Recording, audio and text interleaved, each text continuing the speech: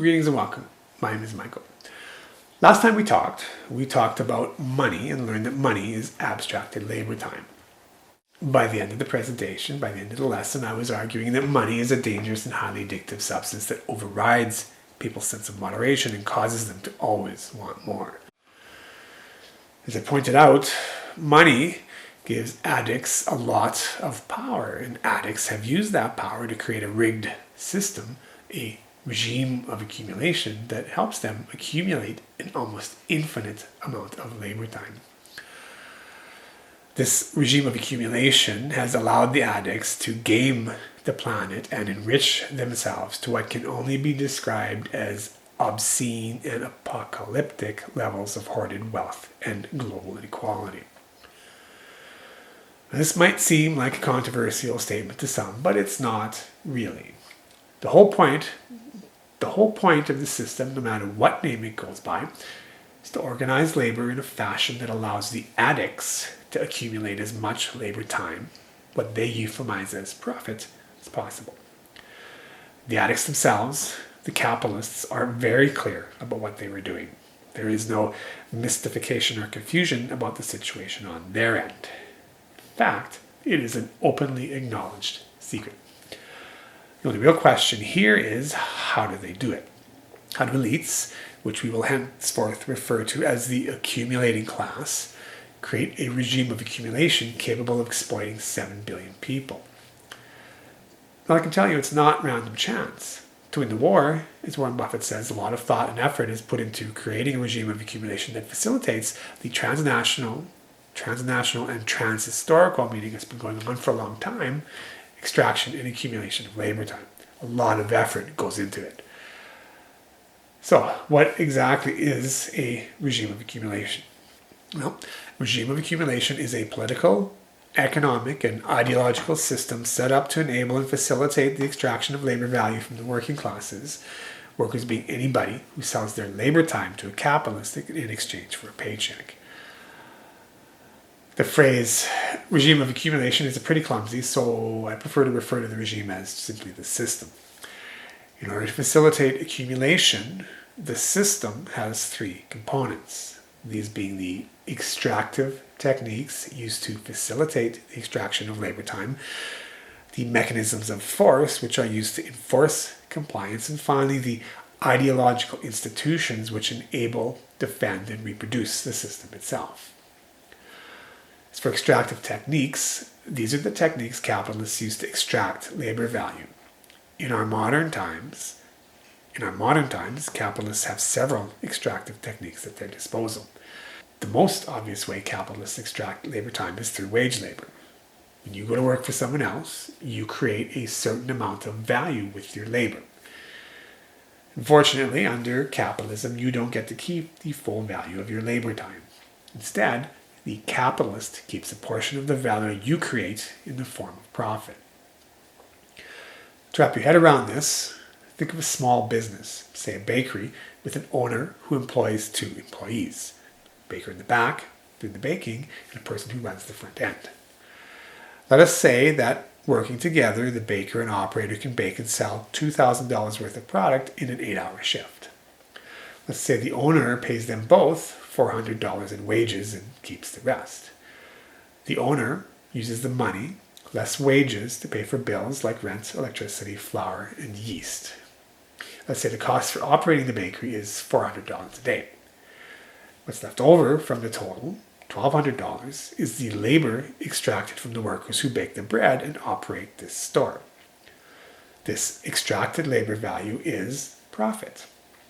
The extraction of labor value, this generation of profit from wage labor, is one way capitalists accumulate labor value. Another way capitalists accumulate labor value is with debt. Debt occurs when you borrow money, usually from a bank, to finance a car, a house, a business, or whatever. Borrowing money is not necessarily a bad thing, of course. When you borrow money, you are essentially borrowing against your own labor in order to accomplish some goal you can't do all by yourself or all at once. The problem is not borrowing money, it is debt, and in particular the interest charged on that debt. Within a regime of accumulation, borrowing money is another site where your labor time is extracted. Consider borrowing money to buy a house. Depending on the interest rate of your mortgage and how long you take to pay it off, you can pay 2 or even 3 times the actual labor value of your home. If your home is $300,000 and you make $40 an hour, you'll have to work 7,500 hours or about 950 8-hour days just to pay that off. If you assume 251 work days a year, that's almost 4 straight years just to pay off the principal. However, add interest and you might have to work 8 years or more just to pay off that loan. Of course, all this assumes that all the money you make goes towards the mortgage.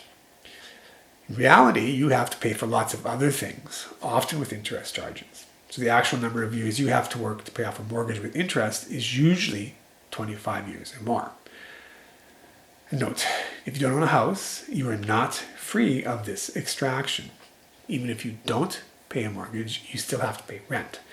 Rent is another location where your labor value is extracted. Just like interest on a mortgage, high rent costs force you to work more. Either way, your need for housing is exploited for the purpose of extraction and accumulation. Finally, another technique used by the accumulating class to extract labor value is the stock market, which is a marketplace where you buy and sell shares of a company. The idea behind the stock market is that you store your labor in a company's stock by buying that company's shares. Over time, your stored labor magically grows with the value of the company and the economy.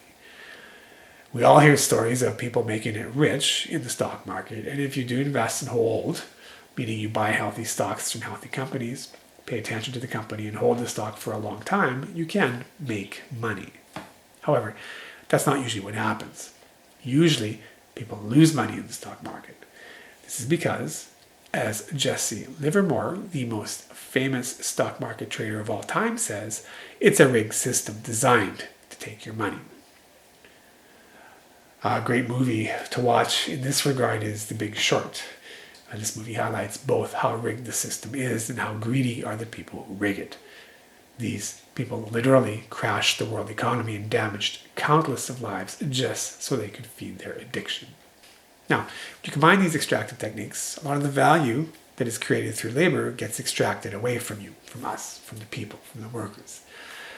The actual amount is variable, but like Warren Buffett says, the accumulating class, his class, is winning the war, meaning they are accumulating more and more all the time.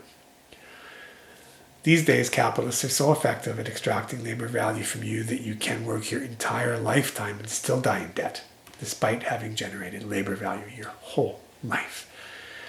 This brutal extraction of your labor time can cause problems. I mean, people aren't stupid. If you exploit them enough, they eventually catch on, and when they do, they tend to rise up and do something about it. Which brings us to the second component of the regime of accumulation, the mechanisms of force.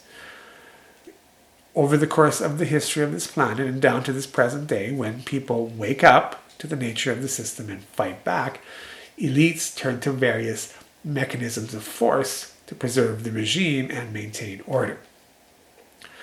Mechanisms of force include lots of different things like laws designed to control your behavior, the police and the jail system, which can be used to punish protesters and other people who rise up, and the military, which can, as a last resort, be called in to murder a population. Of course, invoking the police and the military are not common practices, and in fact, most members of the accumulating class don't really like to use these mechanisms. These mechanisms are messy, after all. They interfere with the smooth extraction of labor value, and they create all sorts of additional problems, not the least of which is the fact that violence begets violence.